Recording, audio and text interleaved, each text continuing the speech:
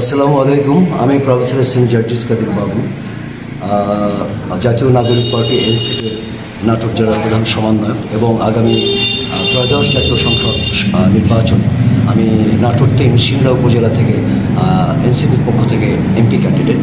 আমি আমার পুরো সিংড়াবাসীর প্রতি গভীর শ্রদ্ধা এবং তাদের প্রতি আমি সম্মান জ্ঞাপন করে আমি আমার বক্তব্য শুরু করছি।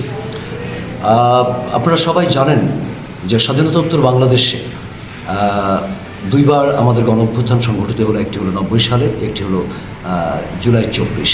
এর আগে প্রথম স্বাধীনতা 47 সালের পরে 52 সালের রাষ্ট্রভাষা আন্দোলন থেকে আরম্ভ করে প্রতিবার রাজনীতিবিদের বা রাজনৈতিক ব্যক্তিত্বের কারণে, তাদের ক্ষমতাকে প্রলম্বিত করার কারণে, তাদের উচ্চাসার কারণে বারবার আমাদের রাজনৈতিক মেশিনারি, আমাদের গণতন্ত্র, আমাদের মানবাধিকার, আমাদের নাগরিক অধিকার, আমাদের বিচার ব্যবস্থা সবগুলো বিনষ্ট হয়েছে।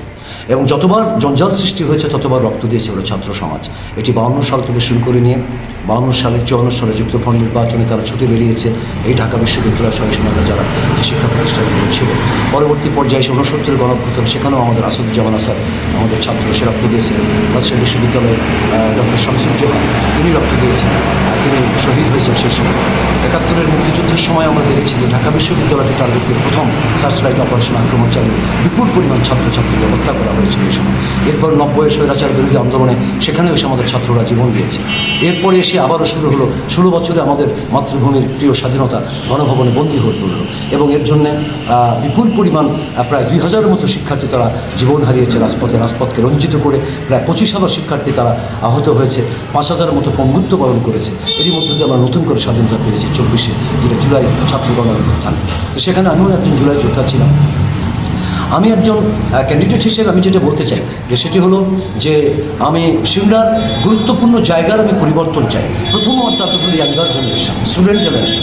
ইয়াঙ্গার জেনারেশন কোথায় যাবে, তাদের চাকরি কোথায় এবং তাদের কোয়ালিটি এডুকেশনও তো প্রত্যেকের একইভাবে নিশ্চিত করা যায়নি। গ্রামাঞ্চলের শিক্ষা প্রতিষ্ঠানগুলো তো সেইভাবে কোয়ালিটি এডুকেশন তো নিশ্চিত করা যায়নি। বেসরকারি শিক্ষা প্রতিষ্ঠানের এডুকেশন সিস্টেম এবং এর মান এবং সরকারি প্রতিষ্ঠান বা শহরাঞ্চলের শিক্ষা প্রতিষ্ঠানের যে পাঠদানের মান এবং শিক্ষার যে মান, এর মধ্যে অনেক পার্থক্য, যার ফলে আমাদের গ্রামীণ জনপদের তরুণ সম্প্রদায়েরা চাকরির ক্ষেত্রে গিয়ে তারা অনেক ক্ষেত্রে পরাজিত হচ্ছে।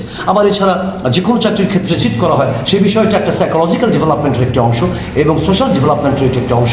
এটাকে আমি নিশ্চিত করব এবং সামাজিক সম্প্রীতি এবং ধর্মীয় সৌহার্দ্য এটাকে যে কোনো মূল্যে আমাদেরকে নিশ্চিত করতে হবে। সবচেয়ে বড় কথা আমি যেটা চাই, we want to ensure the justice at every step.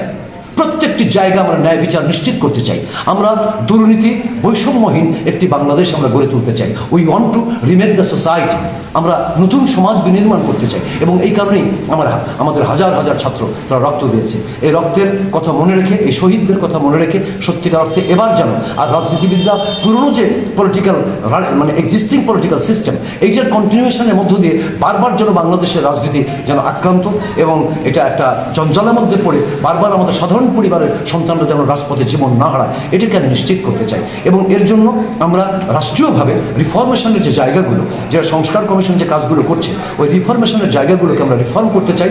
Constitution হোক বা বিচার ব্যবস্থা, জুডিশিয়ারি সিস্টেম হোক, প্রত্যেকটি জায়গাকে আমরা রিফর্ম করে জনকল্যাণে, জনবান্ধবে আমরা সেই জায়গাকে আমরা নতুন করে তৈরি করতে চাই যেন দেশ হয়। আশা করি যদি সিংড়ার মানুষের কাছে আমার প্রত্যাশা, আমি একটি নামকরা গভর্নমেন্ট কলেজের আমি প্রিন্সিপাল ছিলাম, আমি একজন পেশায় আমি একজন শিক্ষক, আমি একজন মানবিক মূল্যবোধ সম্পন্ন এবং গভীর দেশপ্রেমে উদ্বুদ্ধ একজন মানুষ এবং আমি সেই চেতনাকে ধারণ করি, বহন করি। আমার কন্ট্রিবিউশন আছে।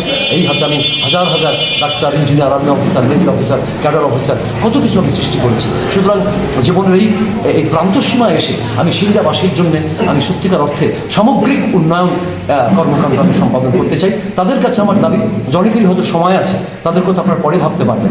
এবার আপনারা আমার কথা ভাবুন, একবার আপনারা আপনাদের রায় আমাকে দিন এবং তারপরে আপনারা দেখেন যে আমি এই সিংড়া জনপদ সহ রাষ্ট্রীয় রাজনীতিতে কিভাবে ভূমিকা রেখে আমি অনবদ্য একটি সমাজ সৃষ্টিতে সহায়ক ভূমিকা পালন করতে পারি। ধন্যবাদ।